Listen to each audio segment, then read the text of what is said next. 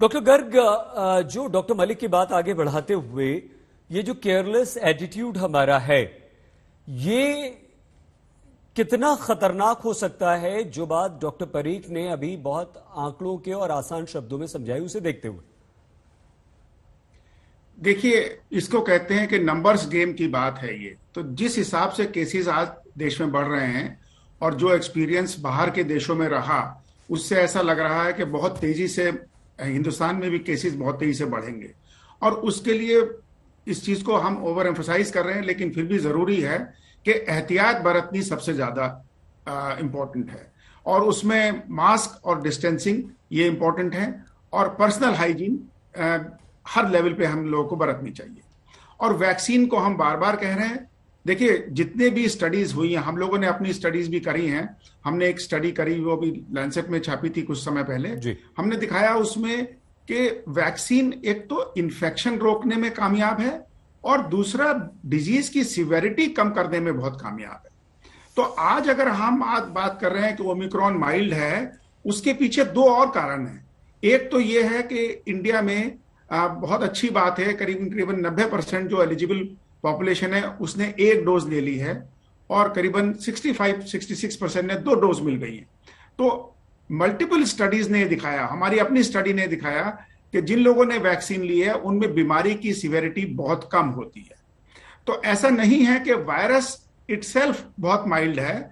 ये हमारी जो पहले से वैक्सीनेशन प्रोग्राम चला, उसका भी इसमें बहुत बड़ा हाथ है। और दूसरा, एक जो पहले 2 वेव्स आई हैं, उससे भी पॉपुलेशन में थोड़ा सा इम्यूनिटी लेवल बढ़ता है, और उससे भी डिजीज की सिवियरिटी कम होने में मदद मिलती है जी। तो एहतियात हर तरीके से बरतना बहुत जरूरी है।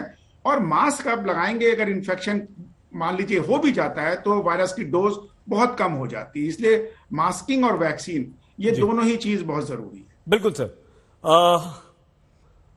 डॉक्टर संबित, क्या आपको लगता है कि सिर्फ नाइट कर्फ्यू लगा देने से, या कुछ राज्य जैसे दिल्ली ने किया 2 दिन का सख्त लॉकडाउन लगा दिया शनिवार इतवार का, उससे हम इस स्पीड को रोक पाएंगे कोरोना की? या वाकई गरीब लोग हैं हमारे देश में, बहुत सारे रोज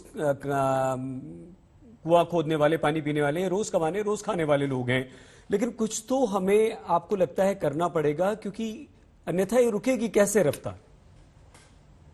देखिए, मैं 3 चीजें कहना चाहता हूं। पहले तो आपने जो प्रश्न पूछा, ये बहुत इजी होगा अगर हम अभी पॉलिटिक्स खेलना शुरू कर दे, एक दूसरे के ऊपर आक्षेप लगाना शुरू कर दे, तो एक पॉलिटिकल बैटल शुरू हो जाएगा।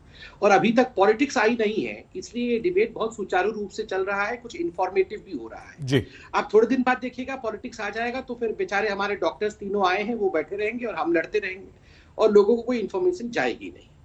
देखिए, इसमें कोई दो मत नहीं है कि ये बिल्कुल सही है कि केवल नाइट कर्फ्यू से क्या होगा। ऐसा नहीं है कि केवल कुछ सरकारें कर रही हैं, अधिकांश सरकारें, उसमें हमारी सरकारें भी हैं, कई और सरकारें भी हैं, वो भी नाइट कर्फ्यू लगा रही हैं, वीकेंड कर्फ्यू लगा रही हैं, क्योंकि उपाय नहीं है। आप देखिए, अगर आप पूरे इकोनॉमी को ठप कर दीजिएगा तो फिर सवाल सरकार से ही होगी कि केवल जीवन, तो फिर जीविका कहाँ से आएगी? तो इकोनॉमी को भी बैलेंस करना है, जीवन को भी देखना है, दोनों विषय महत्वपूर्ण है। तीसरा विषय है, एक आर नॉट फैक्टर होता है। ऐसा नहीं है कि नाइट कर्फ्यू लगने से और वीकेंड कर्फ्यू से कुछ लाभ नहीं होता है। कम से कम हम एक बहुत बड़े तबके में, क्योंकि वीकेंड्स में और नाइट्स में जो पार्टी की एटीट्यूड होती है, उसमें एक रोक रहता है, और आर नॉट फैक्टर पे कंट्रोल के कारण बहुत लोगों में स्प्रेड से हम बचते हैं, जिससे कि वायरल जो स्प्रेडिंग कैपेबिलिटी है उसमें कमी आती है, और ये हमारे लिए एक अच्छी बात है। नंबर 2 बात में जो कहना चाहता था, देखिए, कई लोगों का एक, मैं भी सोशल मीडिया में जुड़ा हुआ हूं और हम सब सोशल प्राणी हैं। एक बात बहुत आजकल चल रहा है ओमिक्रॉन को लेके, यार ये सबको होने वाला है, कोई ज्यादा चिंता मत करो, होने तो सबको वाला है, और हो जाएगा, फिर हमें इम्यूनिटी भी आ जाएगी, तो चिंता मत करो।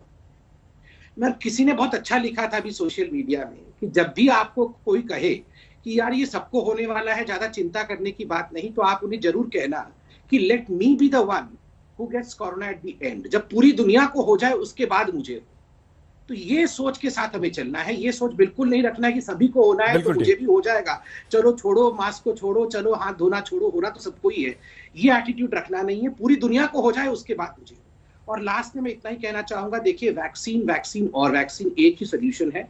धन्यवाद, इंडिया ने जिस प्रकार से अपने साइज को देखते हुए वैक्सीनेट किया है, 90% of the complete eligible population और 65% सेकेंड डोज लग चुका है लोगों को, 150 करोड़ से ज्यादा लोगों को वैक्सीनेशन हो चुका है। ये कोई आसान काम नहीं है, ये बहुत बड़ा काम है और मुझे लगता है हम सबको एक दूसरे के हाथ को पकड़ करके वैक्सीनेशन को आगे बढ़ाना है और वैक्सीन को लेकर किसी प्रकार की भी अफरा तफरी या किसी प्रकार की गलत बयानबाजी नहीं होनी चाहिए। मैंने अभी ट्विटर में देखा, एक बहुत बड़े व्यक्ति हैं जिनको सोशल सर्कल में बहुत बड़ा माना जाता है, उन्होंने वैक्सीन के खिलाफ ट्वीट किया है। मुझे लगता है इस प्रकार से वैक्सीन के खिलाफ कोई ट्वीट ना करे, वैक्सीन के खिलाफ किसी प्रकार की राजनीति नहीं हो।